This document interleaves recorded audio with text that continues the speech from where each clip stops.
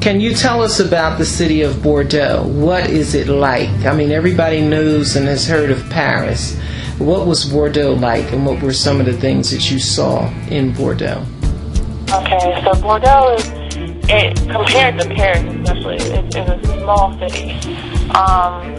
And, they have lots, it's like cobblestone streets, and lots of cafes and good restaurants are in every alley, every street. And it's on a river, so it has kind of like a waterfront. And when we were there, they had kind of like a taste of Bordeaux thing going on. Okay. All the restaurants had pitched up, these white tents, and they had candles, and it's all the way down the riverfront. And you can just walk into a tent and eat there. And they had ships that you could visit that were on the river, and a beautiful bridge. They also had a lot of old buildings, but they were kept up by the city.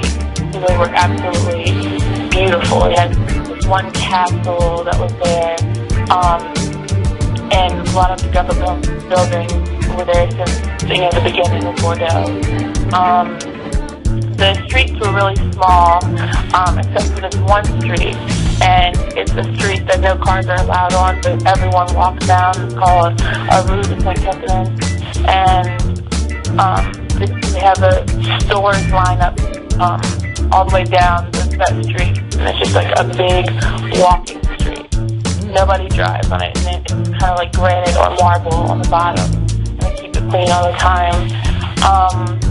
And they also have this thing called the tram, and even though Bordeaux is a fairly small city, and the University of Bordeaux was kind of outside the city. It used to be inside at some period of time, but it's about a 15-minute tram ride.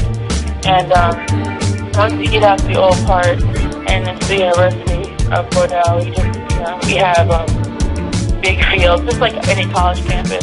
Big green fields for soccer and dorm rooms and a library and buildings. But and what else was I going to say about Bordeaux?